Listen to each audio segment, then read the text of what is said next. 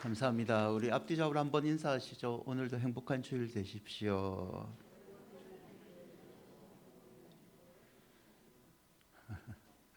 여러분, 사람들은 인생을 종종 마라톤에 비유를 합니다.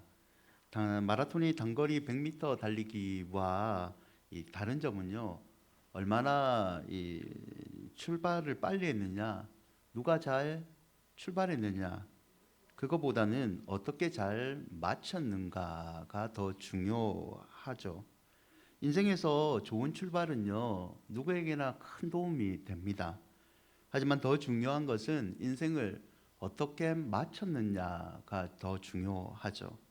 안타깝게도 주변을 돌아보면 출발은 참 잘했는데 끝이 아름답지 못한 인생들이 있습니다. 오늘 본문에 나오는 이 우시야 왕이 그런 삶을 삽니다. 우시야는 많은 면에서 하나님께 축복을 받은 사람입니다. 역대하 26장 1절을 보면 우시야의 아버지는 아마샤인데요, 왕입니다.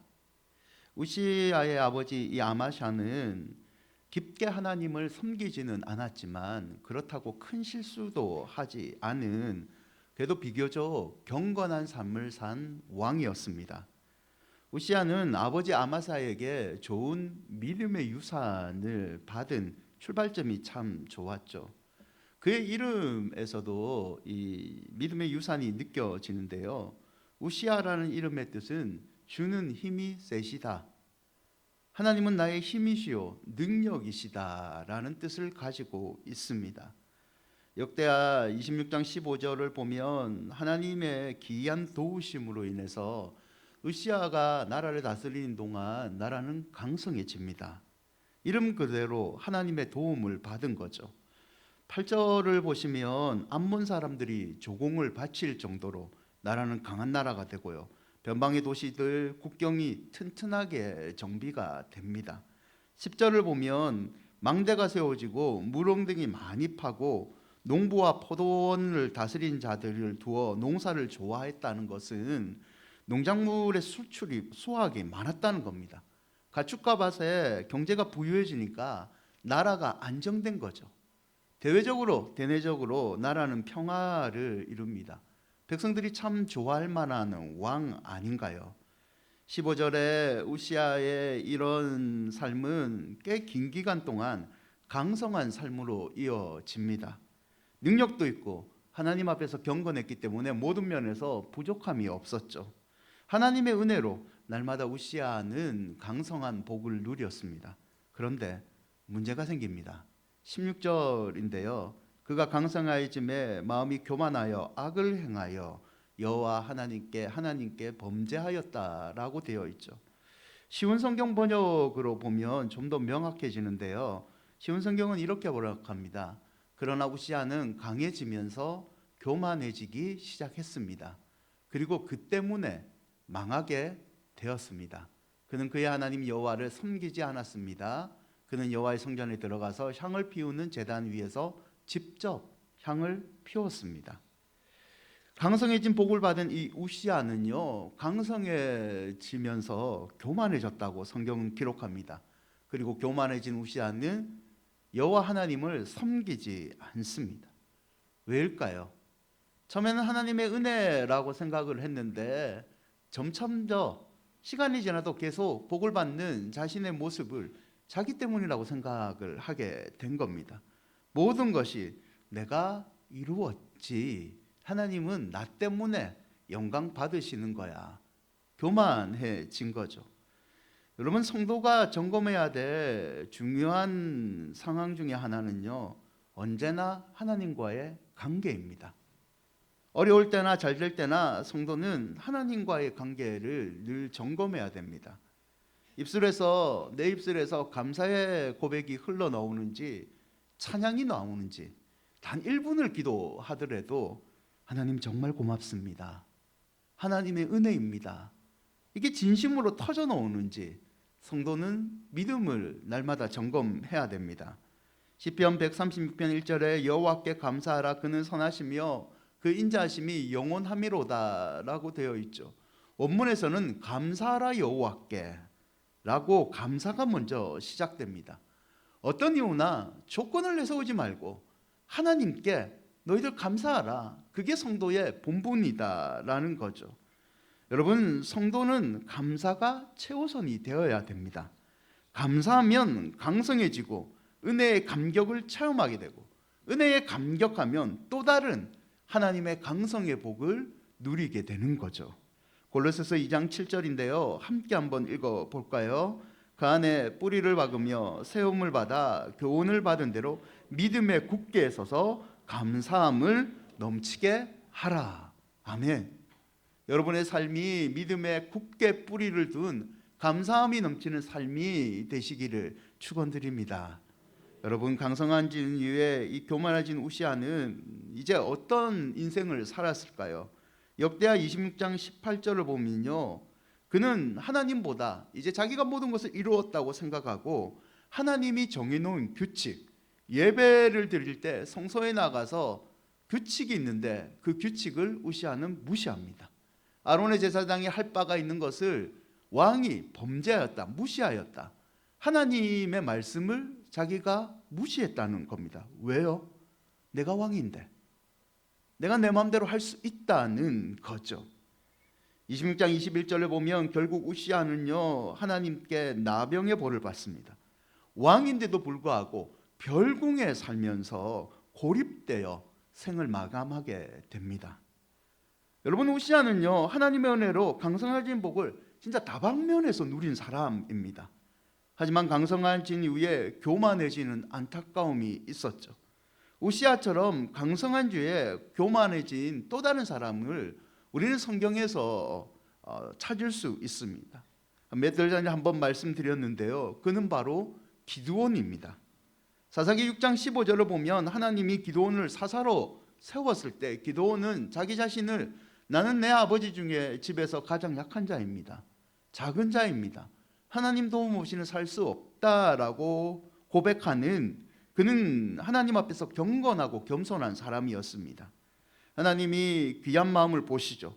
8장 28절을 보면 40년 동안 평화를 누리는데 이 기드온을 사용합니다. 기드온은 순수한 하나님의 은혜의 복을 받았고 강성해졌죠. 하지만 그도 우시아처럼 강성한 진 후에 변하기 시작했습니다. 8장 22절을 보면 어느 날 백성들이 찾아옵니다. 기드온, 당신이 우리를 미디안의 손에서 구원했으니 우리를 다스려달라, 왕으로 추대하고 싶다라는 제안을 합니다. 여러분, 이 시대는요, 신정 통치의 기간입니다. 하나님이 직접 왕이 되셔서 다스리는 기간이었죠. 8장 23절을 보면 기드온이요, 단번에 거절합니다. 여호와께서 너희를 다스리고 있다, 나는 왕이 될 수 없다라고 말은 하죠. 하지만 이 말 이면에 기드온은 또 다른 교만의 마음을 준비하고 있었습니다.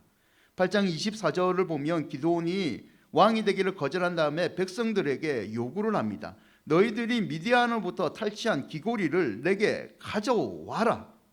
그 긴 금 귀고리 나에게 다 달라라고 얘기를 합니다. 26절에 백성들이 가져옵니다. 그 무게가 1700세겔, 27kg입니다. 꽤 많은 양이죠. 이것을 가지고요, 기드온이 27절에 에봇 하나를 만듭니다. 금으로 에봇을 만듭니다.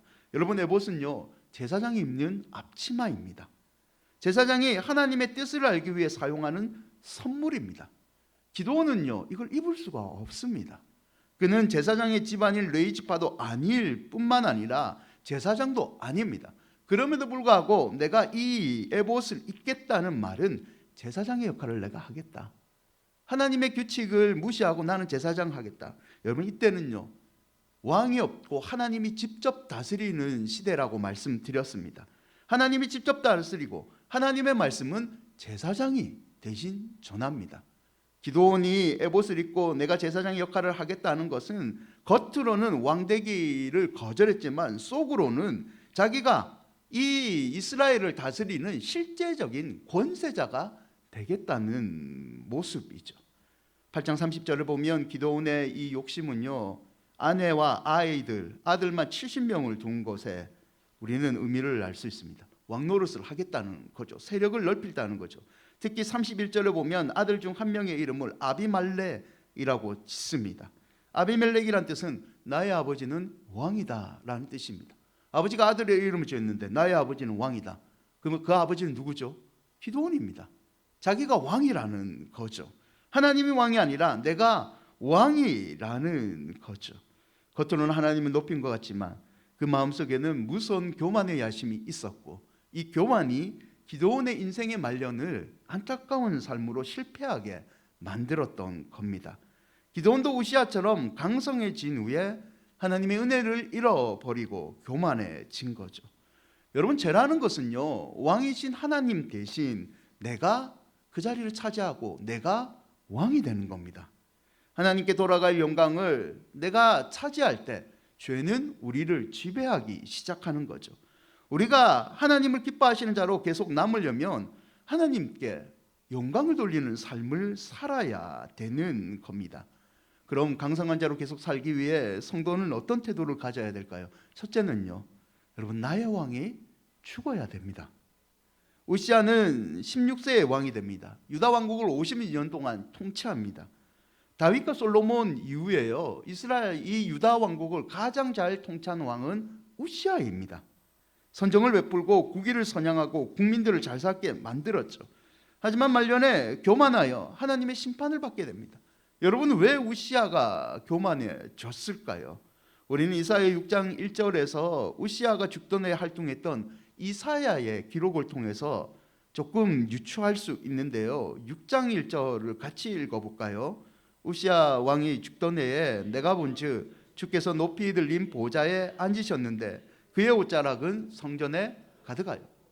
여러분, 랍비의 전승에 따르면요, 우시아와 이사야는 사촌지간입니다. 왕이 죽었습니다. 거기다가 사촌이 죽었습니다. 비참 비통이 속을 진짜 파고든 상태이잖아요. 그런데 6장 20절을 자세히 보시면 우시아의 죽음과 보좌에 임재하시는 하나님이 대조돼서 기록되어 있습니다. 마치 하나님이 이 이사야에게 이런 말을 하는 것과 같습니다. 네가 의지하였던 왕이 죽었느냐? 이제 내가 진짜 왕인 내가 나의 영광을 너에게 보여주겠다. 이사야가 하나님의 임재를 경험한 이유가 여러분 우시아가 죽었기 때문입니다. 강성한 이외에도 계속 은혜를 누리는 방법이 우린 여기서 알 수 있습니다. 나의 왕이 아니라 만왕의 왕이신 하나님을 계속해서 의지하는 게 강성해지는 복을 누리는 비결이라는 거죠. 여러분, 만약 우리의 마음속에 하나님 대신 다른 왕을 모시고 있다면요, 하나님 우리에게 나타나지 않습니다. 하나님 우리의 왕이 되어주지도 않습니다. 나의 왕이 죽어야 진정 왕이신 하나님을 우리가 누릴 수 있고 우리가 그렇게 기도하는 복과 선한 길의 인도하심을 받을 수 있는 거죠. 여러분은 지금 어떤 왕을 의지하고 계십니까? 시편 73편 25절에 하늘에서는 주 외에 누가 내게 있으리요? 땅에서는 주밖에 내가 사모할 일 없나이다. 아멘. 하나님밖에 나의 왕은 없습니다. 아멘. 이 고백이 여러분의 입술에서 진심으로 터져 나오기를 바랍니다. 이 하나님밖에 없습니다는 이 진심의 고백을 드리면 우리는 날마다 어떤 상황이라도 뛰어넘는 강성해지는 복을 누리게 될 줄 믿습니다. 두 번째는요, 복 주시는 대로 감사해야 합니다. 역대하 26장 4절과 5절인데요, 함께 한번 읽어볼까요? 우시아가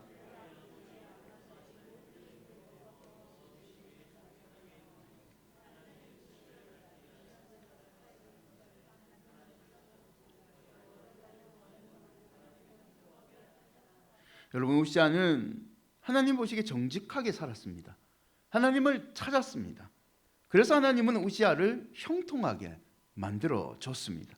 16세가 왕이 된 우시아는요, 늘 하나님의 은혜에 감사했죠. 그러나 이 감사를 교만해진 다음에는 잊어먹었습니다. 4절과 5절을 다시 보시면 이런 표현이 있습니다. 하나님의 묵시를 밝히 하는 스가랴가 사는 날에는. 스가랴는 선지자입니다. 여러분, 다른 고대 역본을 보면 하나님의 묵시를 밝히 하는 스가랴를 하나님을 두려워하는 교훈을 주는 스가랴라고 라고 번역을 합니다. 무엇을 말합니까? 어린 나이에 왕이 된 우시아는요, 선지자 스가랴로부터 하나님을 경외하는 방법의 가르침을 받았습니다. 그 말씀대로 살았다는 겁니다. 그 가르침을 실천함으로 하나님의 기이한 도우심을 받아 강성한 복을 이루었죠. 여러분, 우시아가 교만해진 다음에 어떤 죄를 범했나요? 제사의 법칙을 자기 마음대로 했습니다. 하나님의 율법을 범하는 죄를 범했죠. 제사장만이 할 수 있는 성소에 분향하다가 하나님의 징계를 받아서 나병이 걸린 겁니다. 하나님에 의해서 쫓겨나고 벌궁에서 인생을 마감했죠. 성공을 거두는 동안에 그는 하나님의 도우심으로 하나님의 말씀을 두려워하고 이 말씀대로 이루어주신 하나님께 감사를 드렸습니다. 그런데 이후에는 은혜를 망각하고 말씀을 듣지 않고 교만의 덫에 걸렸던 거죠. 여러분, 교만은요, 망각입니다. 교만해졌다는 것은 하나님의 은혜에 대한 감사를 잊어먹은 거죠. 잠언 16장 18절을 보면 교만은 패망의 선봉이라고 얘기를 합니다. 선봉은 면전에 직면에 있는 공간적인 의미를 말합니다. 패망 이전에 교만이 있다. 인생이 패망한 것은 분명히 교만의 원인이 있다는 거죠. 하나님의 은혜를 너무 당연하게 받아들인 겁니다. 조지 허버트의 시의 한 구절에 이런 말이 있습니다. 하나님 모든 것을 내게 주셨습니다. 하나님 내게 하나만 더 주십시오. 감사하는 마음을 하나님 주십시오. 신명기 16장 10절에 내 하나님 여호와 앞에 77절을 지키되 내 하나님 여호와께서 내게 복을 주시는 대로 내 힘을 헤아려 자원하는 예물을 드리고, 복을 주시는 대로는 따져보면서 계수하라는 뜻을 갖고 있습니다. 지금까지 우리에게 베풀어진 하나님의 은혜를 잊지 말고 너희들 조그마한 거 하나까지도, 지금 숨쉬는 그것까지도 하나님의 은혜에 대해서 너희들 따져가면서 다 감사하라는 뜻이죠. 여러분, 성도는요 항상 하나님께 감사해야 됩니다. 각자에게 주신 은혜대로 감사하며 힘 닿는 대로 하나님께 감사해야 되는 거죠. 이럴 때 우리는 고민에 빠지죠. 나는 감사하고 싶은데 옆에 김 집사 복 받는 거 보니까 내 거는 감사할 거리가 안 된다.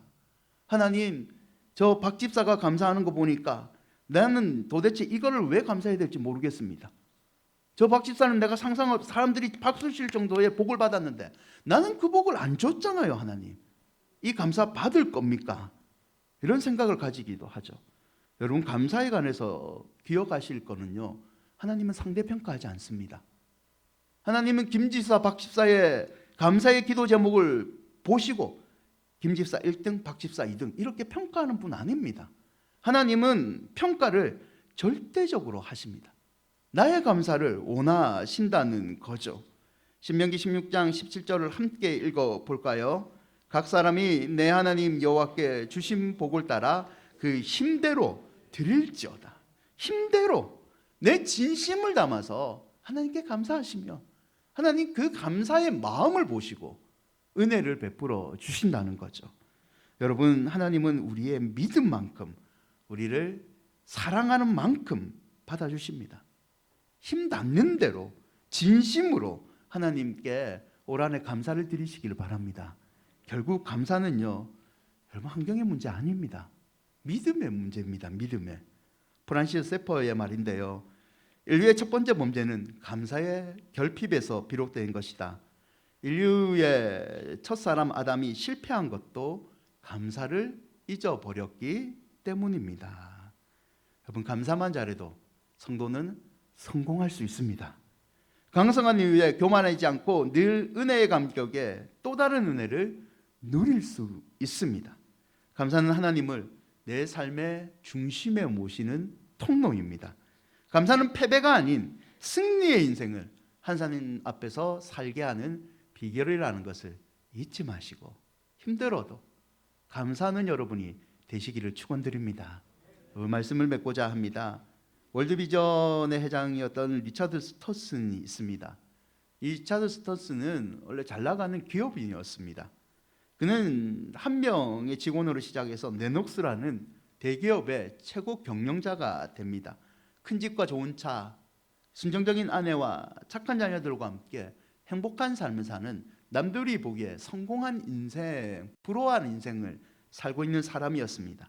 어느 날 월드비전의 회장을 찾는 헤드헌터의 전화를 이 스터슨이 받게 됩니다. 그는 월드비전의 회장 자리를 거절하고 싶었죠. 그러나 완곡하게 거절하기 위해서 흔히 남의 부탁을 거절할 때 쓰는 기독교인의 거절의 방식을 사용했습니다. 한번 기도해 보겠습니다. 거절했죠. 거절하는 막 전화를 끊으려는 순간 헤드헌트가 이 스터슨에게 다음과 같은 말을 했습니다. 하나만 더 여쭙겠습니다.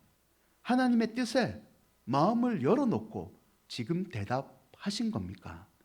스터슨이 이 말에 깊은 회개를 느낍니다. 그리고 자신의 모든 것을 다 내려놓고 월드비전에 헌신을 합니다. 월드비전을 2배 이상 성장시킵니다. 성장을 시킬 때 어느 사람이 찾아와서 인터뷰를 합니다. 그리고 물어보죠. 소명을 생각하지 않고 살았던 과거의 삶을 돌아보면서 당신은 어떤 생각이 듭니까? 스터슨이 대답을 이렇게 합니다. 글쎄 말입니다. 어쩌자고 23년을 낭비했는지 모르겠습니다. 여러분 오해는 하지 마십시오. 소명받은 자로 살아가는 것은 내 전문 직업을 바꿔라는 의미는 아닙니다. 근데 한 가지 확실한 것은 이겁니다. 내 인생을 하나님의 부르심과 아무 상관없이 살면 아름다운 마침이 되지 않습니다.